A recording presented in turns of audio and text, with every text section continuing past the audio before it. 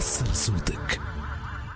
تحكي في السياسة سيدة سونيا بالشيخ، كتبة الدولة للصحة. Je suis une technocrate pure et dure. ما تحكيش في السياسة. قالوا عليك أنت مقترحة من حركة مشروع تونس. يجب يقولوا اللي يحبوا، واللي عايرني واللي حطني ككاتبة الدولة في وزارة الصحة هو يعرف. مقترحة من حركة مشروع تونس، هما قالوا من حركة مشروع تونس قالوا ما بين القال والقيل والحقيقة. لا هما قالوا حركة مشروع تونس قالوا محسن مرزوق قالوا اقترحنا أسماء من بينهم سيادتك وكتبة الدولة للنقل. في بلاتو واحد آخر سي محسن مرزوق ونايب عن كتلة الحرة تبرئوا مني، دونك ما نعرفش ما بلاتو يزن اون تيان كونت منه. باهي دونك ما تحكيش في السياسة، تكنوقراط بور دور. توتافي. وزارة الصحة تفرحك هاللمة هذه في مجلس نواب الشعب الجبهة؟ كيف ما قلت لك أنا عندي مصلحة واحدة اللي مش تمشي فيها أي كتلة، فما مصلحة تونس. جبهة مثل هذه تخدم تونس؟ أنا جو وأنت من حراير تونس. من حراير تونس، سي ان اونور بيان سور. المرأة التونسية ماهيش شوي إيجابية الجبهة هذه؟ قلت لك جو بريفير نو با ريبوندر في موضوع اللي أنا نجهله. باهي فما المصري يقول كل بعقلي حلاوة. سيدة كتبة الدولة سونيا بالشيخ كتبة الدولة للصحة، بقى معايا باش نحكيو على الموضوع الصحة. شكرا لكم صحتاب، بارك الله فيك، شكرا جزيلا، يعطيك صحة. كنت ضيفتنا في ميدي شو باش نواصل مع في موضوع الصحة. للقاء سيدة سونيا بالشيخ كتبة الدولة للصحة. كنت أخدم جنبا إلى جنب مع المرحوم سليم شاكر، وأعرف جيدا أنه كان هناك مشروع عمل وخطة عمل بدأتم في وضعها على الطاولة بصدد البلورة، ويبدو لي أنه كانت عندكم الأولويات واضحة. الله يرحمه ساعة حدثني على العلاقة اللي بيناتكم نعرف شوية منها، وأيضا المشروع هذا. شكرا على الاستضافة سي بو بكر، ومرحبا بكل مستمعي موزايك فام.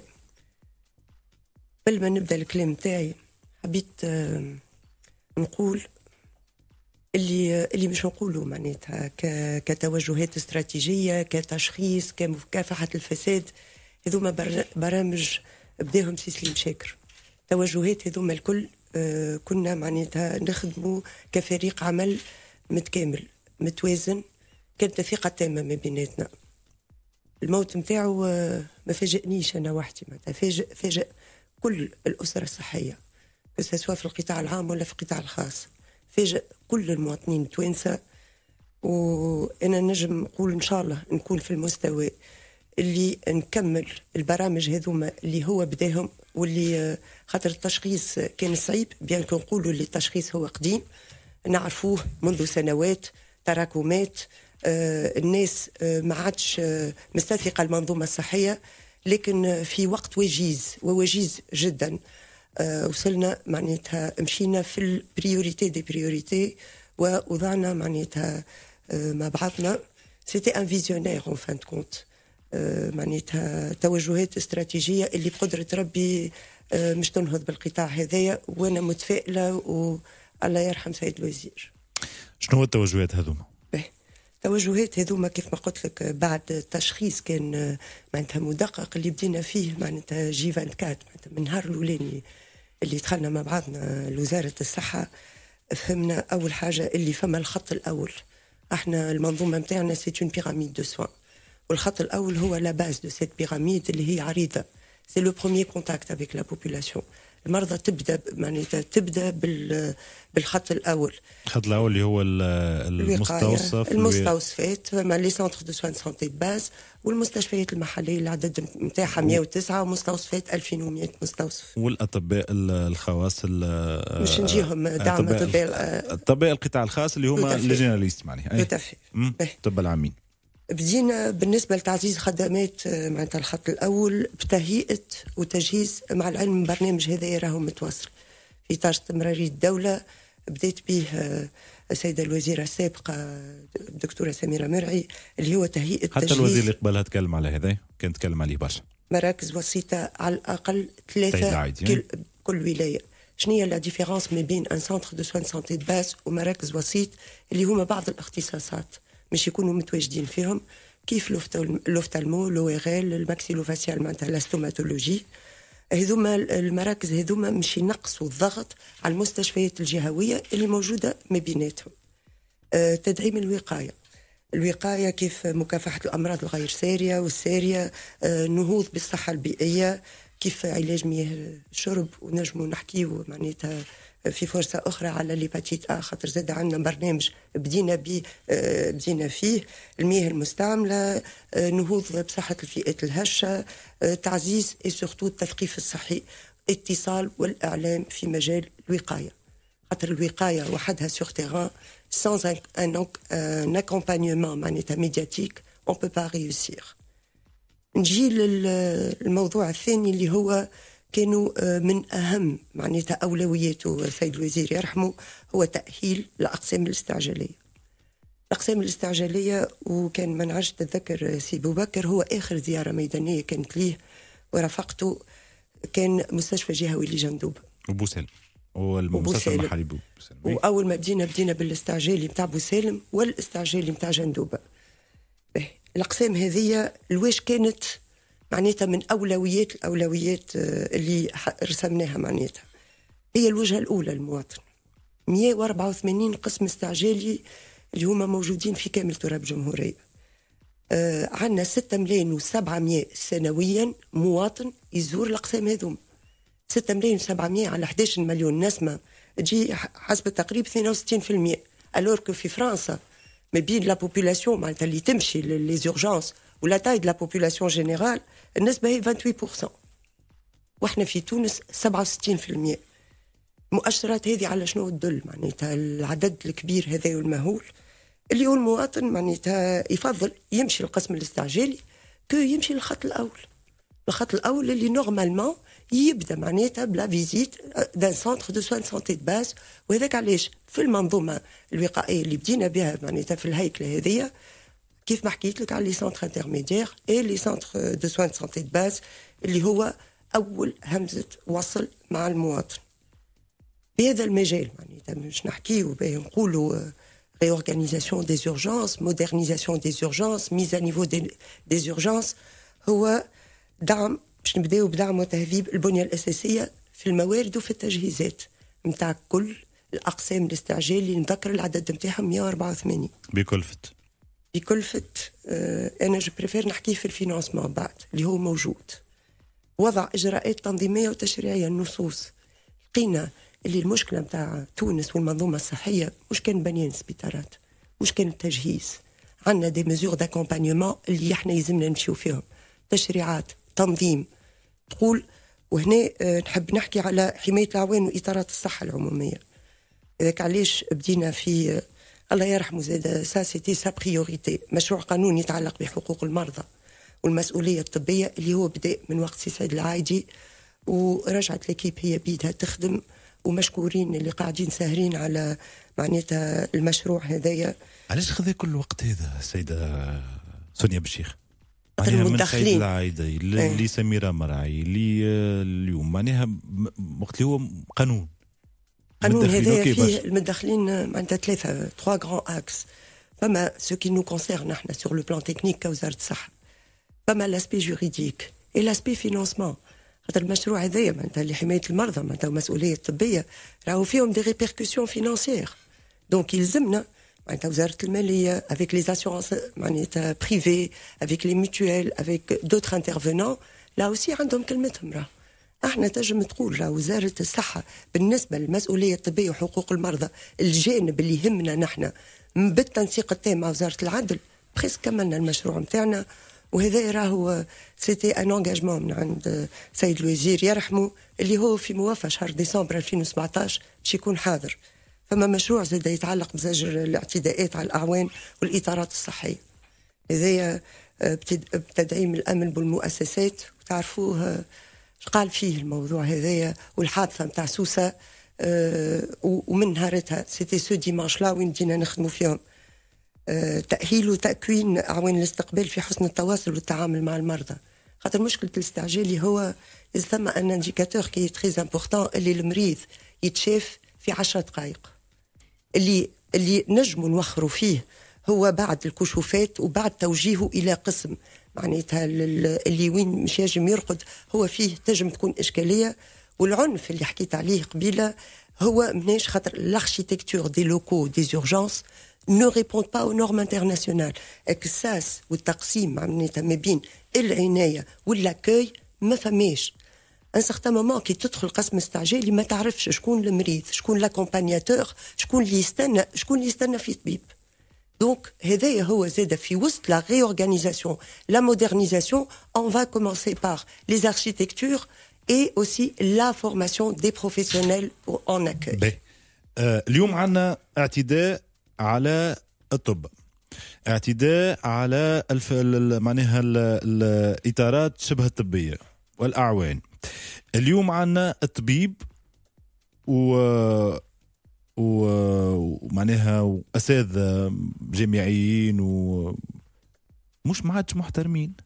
اليوم في السبيطار الطبيب ما عادش عنده قدر، ما عادش عنده قيمة مهما كان مركزه، من الطبيب انترن للريزيدون للاسيستون للشيف سيرفيس ما عادش عنده قيمة وقدر في السبيطار. هذه مشكلة.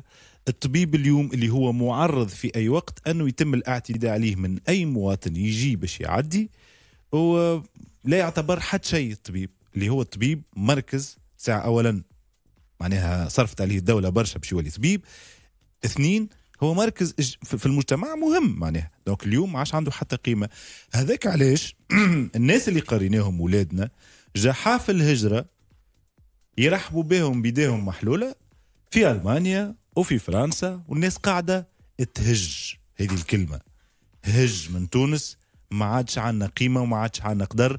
ايه لا كيستيون ما هيش مسألة متاع فلوس، يعني نعرف برشا يدخلوا في برشا فلوس في تونس ومشاو وهربوا. هل انتم اليوم وزارة الصحة عندكم حل هذا؟ انا فما حاجة مانيش موافقتك عليها، اللي هو الطبيب ما عادش عنده قدر. اللي تو بروفيسيونيل دو لا سانتي صح نحكيو على اعوان واطارات كل الصحه ما عادش عندها قدر. فما فئه معينه واللي هي اقليه، هي اللي ما تحترمش معناتها. مش كان طبيب راه تنجم تكون هذاك عدم الاحترام موجود حتى في الشارع وبالنسبه للقطاعات. لا خليني نحكي سيدة الدولة، خلينا نحكي انا بالمباشر. لا لا لا لا اوفريي ما يسمعش كلام طبيب يقولوا برا جيبها وحدك. اوفريي في السبيطار هذا تشخيص انت عملته. هذاك علاش احنا قلنا اللي فما مشروع قانوني يتعلق بحقوق المرضى والمسؤوليه الطبيه، وفما مشروع ثاني هذا بتاع زج الاعتداءات. انا اللي ماشيين فيه معناتها المنظومه اللي احنا ماشيين فيها بالنسبه للمشروع هذايا راهي متكامله، مش تمس كل اعوان واطارات الصحه. دونك يظهر لي بعد خروج المشروع هذايا معناتها مشروع الامر بعد التطبيق نتاعو يظهر لي العدد نتاع الاعتداءات مش تنقص، وقدر الطبيب وكل لي بروفيسيونيل دو لا سانتي راهو يقعد ديما قدر عالي. وعمرنا اول ما بديت الكلام نتاعي قلت احنا المنظومه هذه فيها مشاكل ساخت، اما الهدف نتاعنا اللي هو يلزم المواطن يرجع يستثق في المنظومه هذه. كيفاش باش يرجع؟ مش يرجع احنا كي وقت نجي انا بالكرني نتاعي وما نلقاش دواء في السبيطار، في الفارماسي نتاع السبيطار اليوم مفقود، ما فماش برشا ادويه ما نلقاوهاش، يقولوا برا امشي شريها من الفارماسي. اي نجم نجاوبك على الادويه راهو معناتها لا جو بريفير نرجع الموضوع اللي انت تقول قدر الطب وقدر لي بروفيسيونيل، خاطر راهو اللي ماشيين لالمانيا وماشيين لفرنسا مش كان اطباء، فما حتى هما دي انفيرميي دو بيرسونيل باراميديكال والمشين نتاعهم ساندات با ديير. احنا عندنا كفاءات اللي هي متواجده في معناتها في العالم اجمع. موجه زادت كتب الدوله زادت سي بوركوا اون اي ان تران دو ترافايي سور دي ميكانيزم بور ريتونير نو كومبيتونس، وهذه زاده من اولويات وزاره الصحه. كيفاش باش ترجعوا؟ كيفاش باش نرجعوا؟ ما احنا ديجا كي نشوفوا لي ديبار ما بين 2010 و2017 سي فري الناس تحسها اللي هي تزادت، لكن اون تو راهو في 2010 لي ديبار من القطاع العمومي القطاع الخاص ولا اون كوبيراسيون نقص اللي هو كان 22% وتوا 10%، وبالارقام ونجم نعطيك معناتها اكزاكتومون قداش مشاو بور لي ميدسان سبيسياليست. اللي وحاجة أخرى يمشيو للخارج معناها يمشيو للخارج. حاجة أخرى زاد سي بوبكر مش كان الخارج، فما زاد هو كي يخرج من القطاع العمومي يجم يبو سانستالي في القطاع الخاص، هذوما كلهم كونتابيليزي.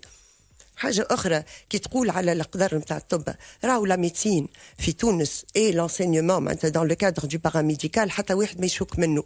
وأحسن أرقام اللي نجموا احنا نقولوهم لك توا اللي من 2013 إلى يومنا هذا كل عام عندنا إحصائيات جدد بالنسبة لتوافد المرضى الأجانب على تونس، النهوض بقطاع تصدير الخدمات الصحية، هما العدد نتاعهم كل عام يزيد. مثلا في 2015 وبدينا في البروميير سيمستر نتاع 2016 عندنا ما يقارب 500 ألف مريض أجنبي توافدوا على تونس وهما اون هوسبيتاليزاسيون، معناتها رقدوا كو سوا في مصحات خاصة ولا في القطاع العمومي.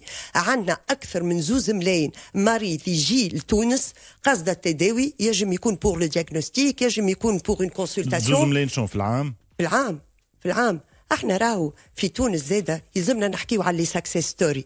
ما يلزمناش نقولوا كان القطاع هذايا فيه كان الاعوان واطارات الصحه بيهم ولا واحد، وديما نرجع للقطاع الخاص. لويش نحكي عليه؟ احنا وزاره الصحه من 2012 فيها القطاع العام والقطاع الخاص، وتوا نحكيو راهو كان نحبوا نزيدوا نقدموا ويلزمنا نعرفوا اللي حتى القطاع الاطباء والتقنين السامين والفريمله اللي تكونوا في معناتها اللي موجودين تو في القطاع الخاص راهم تكونوا في القطاع العام.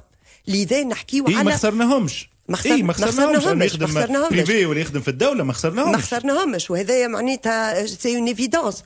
ونكمل لك بالدراسة اللي عملناها، المرضى الأجانب يجيوا لتونس راهو 92% منهم قالوا الدراسة والأرقام موجودة يقول لك جينا بور لا كاليتي دي بريستاسيون. للأطباء 92% و100% معناتها من المرضى اللي كانوا متواجدين وقت لانكيت يقول لك نرجع نداوي في تونس. اي باهي جيد، هذا باهي ونعرفوه. ما انا حكيت على علاش الطبيب قاعد يهاجر. انت عطيتني ارقام تاع اللي يمشيوا من القطاع العام للقطاع الخاص، انا نحكي على يهاجروا جمله من تونس. الموجه نشوفوا فيها معناها موجه كبيره، معناها ما تقوليش تراجعت من 22 الى 10%. اعطيني فقط اللي قاعدين يخرجوا من تونس، اللي قاعدين سامحني في الكلمه يهجوا من تونس. خذ هذوما برك. لا انا موافقتك. فما نجم نقول لك يهجوا من تونس، نجموا ناخذوها بجانب ايجابي وجانب سلبي. شنو الايجابي؟ الجانب الايجابي اللي الكفاءات نتاعنا مستعرف بهم في العالم اجمع. اما نخسروا فيهم. نعرف موافقتك 3% خاطر الدوله التونسيه كونتهم اختصاص. ما نلقاوش اطباء اختصاص في الداخل في الجهات الداخليه وفي السبيطارات الداخليه، على خاطر عنا برشا طب نكونوهم بعد يمشيوا. والمانيا وفرنسا وغيرها ما ياخذوا معناها يعملوا لهم امتحان وما ياخذوا كان احسن وحود والبقيه يرجعوا لنا. لا اعذر، راهو اون بو با جوجي شكون قال لك اللي مشاو هما احسن وحود. عندنا هنا اساتذه في الطب وعندنا اساتذه شكون ياخذوا. لا هما شكون ياخذوا كان مش يعمل امتحان اللي يترشحوا لهم، كان مش يعمل امتحان اكري ونجح فيه سان بو با دير كي لي لو ميور. عندنا كفاءات راهو هنا حتى واحد ما يجم يحكي ضد نتاعهم كبرى واللي هما يحبوا تونس واللي هما ما همش باش يخرجوا حتى من المؤسسه العموميه ومش يمشيوا للقطاع الخاص. والمنظومه الصحيه كان مازالت قائمه الذات توا على خاطر فما ناس تحب المنظومه هذيا ومش تدافع عليها لاخر رمق. باهي الادويه، احكي لي على الادويه الان. الادويه اليوم نقص في الادويه في السبيطارات. في الأثناء الفارماسي سنترال ناقصة أدوية كيف حتى تطلبوها مش موجودة لعدة أسباب، خاصة أنه السبيطارات ما عندش فلوس أساسا والكلام مش قاعد تخلص فيها وعندها ديون تقريبا 700 مليار هك الأرقام هذيك الكل. وفي الأثناء عندنا أدوية قاعدة تتهرب إلى ليبيا، وهذا ريزون انتم تفطنتوا له. كيف في سليانة القضية الأخيرة متاع معناها موظف في السبيطار لقاو عنده ما يقارب 60,000 دينار من الأدوية في داره، وهذه حالة اللي تم التفتر لها، بالإضافة إلى أنه عاون اللي في السبيطار يهز دوات. نذكر أنا آخر رقم تقريبا 130 مليار سرقة متاع أدوية في السبيطارات، نذكر الرقم تاع عام 2015. شنو هالوضعية هذه؟ انت هنا طرقت لبرشا مواضيع.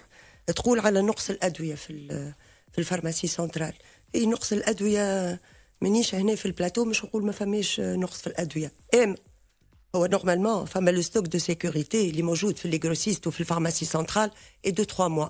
احنا عندنا جمعة معناتها اللي بدينا نخدموا عليه على خاطر من وقت اللي سيد الوزير الله يرحمه في باله بالتشخيص وفي باله اللي فما دوايات اللي هي بدات تنقص بالستوك اللي احنا بريفو ونعرفوه في الفارماسي سنترال.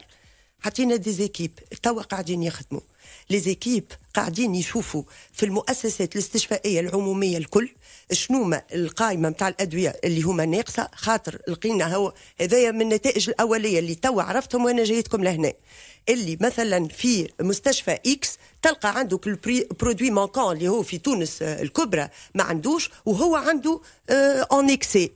اليوم العشيه بقدره ربي مش تصير اون ريورغانيزاسيون ريديستريبيوسيون دي ميديكامون قبل ما يوفى لو مانك ونوليو نحكيو على ستوك زيرو جمله. هي اعاده معناتها اعاده نتاع مش توظيف مش نهزوا معناتها المؤسسه اعاده توزيع نتاع الدويات. احنا راو بلاد واحده والسبيطارات الكلهم تحت اشراف معناتها وزاره الصحه. قلت لهم هذه اول حاجه اللي لازمنا نقوموا بها من قبل ما ندخلوا ونوصلوا ونقولوا راهو ما فماش، ولو التشخيص راهو معروف وفي بالنا اللي النقص هذا يبدا من وقت سيد الوزير الله يرحمه. نقولوا زاد احنا شعملنا معناتها بالنسبه للدويات وترشيد الاستهلاك زاد هذا الكل في اطار معناتها المقاومه اللي مش ما نوصلوش حتى لستوك 3 موا ولا ستوك زيرو. تقول لي انت على خاطر لو فينانسمون والتمويل ماهوش موجود والسبيطارات ماهيش خالصه والكلام. انا الموضوع هذا ما نحكيش عليه، تعرفش علاش؟ على خاطر تشوف انتم سيسون دي كريونس تاع الكنام. كي يجي كنام يقول وزاره الشؤون الاجتماعيه، وزاره الشؤون الاجتماعيه في اطار حكومة وحدة وطنية راهو اللي يمس الكنام واللي يمس وزارة الصحة واللي يمس وزارة الفلاحة يمسنا الكل. لذا احنا اون دوا تروفي دي ميكانيزم الكلنا مع بعضنا، مش نحاولوا نخرجوا الوضع الصحي من المشكلة هذية، والحلول موجودة والفلوس موجودة. خاطر رانا ماناش نخدموا وحدنا بميزانية دولة وحدها، اون دي بارتنير انترناسيونال اللي متواجدين وعمرهم ما شكوا فينا. دايوغ جو سالو من هنا ولت البارح سمعنا فما مانك في فاكسان تاع ليباتيت وتعرفوها اللي هي اشكاليه كبيره.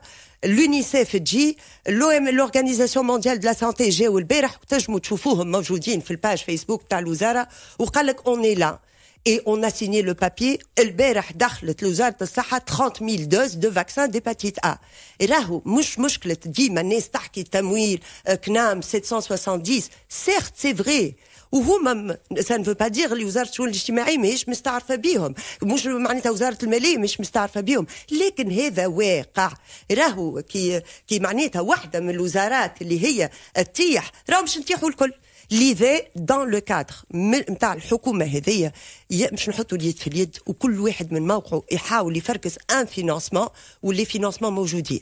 كومون اريتي تهريب، كيفاش ايقاف تهريب الادويه الى خارج تونس؟ وهذا قلت حليتوا فيه تحقيق. حلينا فيه تحقيق والتحقيق توا موجود ومشكورين. راهو اون دي فارماسيان انسبكتور اللي هما موجودين في كامل تراب الجمهوريه. لي ميدسان انسبكتور زاد كيف وما همش يخدموا وحدهم، خاطر في كل جهه فما نو فيزافي من الامن، نو فيزافي من الدفاع معناتها من باردون من الديوانه اللي هما يبداو ولا احنا نبداو نكملوا الزوز مع بعضنا في نفس الاتجاه. الانستار اللي صار في سليانه، اللي صار في الدبوات المنيهله، اللي صار في الدبوات بتاع المرناقيه، اللي صار في صفاقس. معناتها لامبورطون مش هو بدا ولا احنا بدينا. ليسانسيال سي كو مكافحه الفساد بارتيكوليرمون في وزاره الصحه موجود في تهريب الدويات.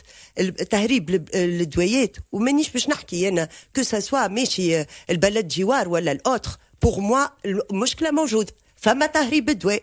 تهريب الدواء هذايا اللي بدا يخدم عليه معناتها متفقد جهوي بالتكاتف معناتها مع المدير الجهوي اللي معاه واللي زيكيب اللي معاه. والتوا البحث مازال موجود وبقدره ربي مش تكون مفاجاه في الارقام. الارقام ما نجمش نقولهم لكم على خاطر كان مش نقول لكم الارقام فما ناس مش تفهم حاجات اخرين. نوعدوك اللي بقدره ربي في البلاتو هذايا مش يجينا معناتها لي ريزولتا دو لانكيت شيفري بالنومبر بالفلوس. انا وعد شرف اللي وزاره الصحه راهي الفا بوبليي سا ونجموا نحكيو فيه في البلاتو مطولا. وعلى الفارماسيات زاد كيف احنا كي نقولوا تهريب يا اخي هو كي تقول مش ننشروهم مي بيان سور من هرب كم بيان سور راهو كي تقول انت تهريب سي معناتها شين افيك بليزيور مايون المتدخلين معناتها راهو يبداو منا يجم يكون 3 4 5 اطراف. فما ادويه بعينها ولا ادويه ولا كل الادويه تم تهريبها؟ لا هو فما راهو ديما تلقاه اورينتي فيغ 3 4 تيب دو ميديكامون وهو طون ميو دايوغ خاطر احنا كل مره لا سونيت دالارم راهو تجيك انت من الفارماسي سنترال ومن لي غروسيست والمواطن مشكور هو اللي يقول راهو الدواء هذاك ما لقيتوش في الفارماسي اكس يغريك زد الور كو انت كي تكلم الجروسيست ولا تكلم الفارماسي سنترال تقول لك عندي دونك تعرف اللي النقص راهو موجود في الصيدليه هذيك تمشي والبحث يجيب.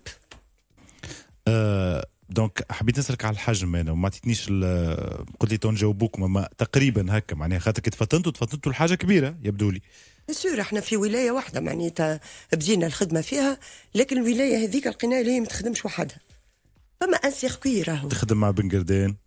لا انا ما نسميش ولايه. لا معناها للتهريب معناها اي للتهريب يجموا يخدموا راهو التهريب سافا دون تو لي سونس خاطر التهريب مش يخرج اليوم معناتها مش يوصل غدوه للبلد هذاك. فما des réseaux, des circuits qui sont très identifiés. ونعرفوهم. Faites-nous confiance. Tout ça, on va le dire. C'est un engagement. Je ne peux pas vous dire plus que ça. معناتها سي بوبكر راهو هدايا مالوغوزمون ريت معناتها حتى انا تو بحذاك في البلاتو ما نحكيو كان على الفساد وعلى منظومه وعلى واحد موافقتك لكن ساشي كو عندنا 50 unité de production pharmaceutique اللي هما في القطاع الخاص موجودين اللي هما قاعدين يصدروا للخارج قاعدين يصدروا معناتها ابار افريقيا راهم مسجلين براتيكمون في كامل انحاء العالم اجمع اللي احنا اون فا با كوسيوني لو برودوي تونيزيان على خاطر فما مجموعه اللي هي منحصره ضيقه هي اللي مش تشوه معناتها صوره تونس. هذه المجموعه الصغيره. دكتورة سونيا بشير كاتبة الدولة للصحة شكرا لكم ضيفتنا. ما عادش عندي وقت. سؤال أخير بسرعة. يقول رئيس الحكومة أنه فما اعتمادات توجه لإصلاح قطاع الصحة من ميزانية 2018 في إطار قانون المالية. قداش تمثل هذه؟ بالنسبة للميزانية في ميزانية الدولة ولا بالنسبة للمشاريع حجمها قداش؟ استثمار في الصحة. الاستثمار وزارة الصحة عندنا كاستثمار إضافي.